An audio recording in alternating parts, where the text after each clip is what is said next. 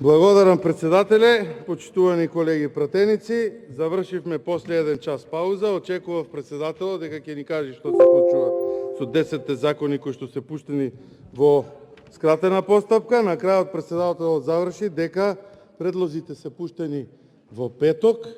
Меѓутоа морам да го исправам, може да провери преку службите, дека два закони, Закон за надворешни работи и уште еден закон се пуштени и се извинувам, сега ќе ви кажам точно, Закон за Државна комисија за одлучување во управна постапка од работен однос во втор степен се пуштени во четврток. Согласно член 137 став 2, председателот на собранието веднаш, а најдосна во рок од 3 работни дена од донесувањето на поднесувањето го оставува до пратениците во писмена и електронска форма материјалот со што почнува законодавната постапка. Четврток, петок, понеделник, 3 работни дена. Денес сме вторник, имаше време да добиеме материјали, доколку вчера, во текот на вчерашниот ден, вашите материјали не ги брзавте да ги поминете, кои што ни ги пуштивте, а материјали испратени претходно и би требало по редослед на праќање и да се работат, да бидат одработени, не бе одработени.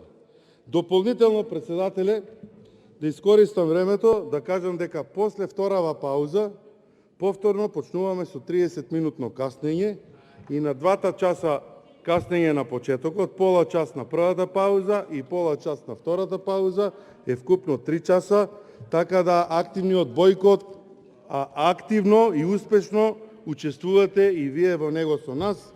Од 8 часа работни во текот на денот, пропишани со деловникот за работа, 3 часа ни помагате вие во таа работа.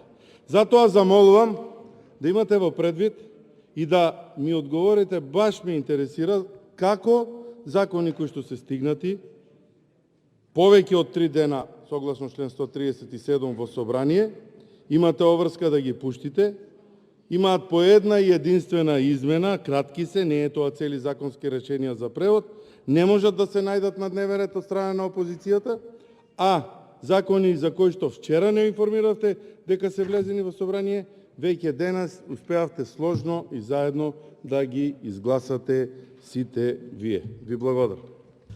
Благодарам.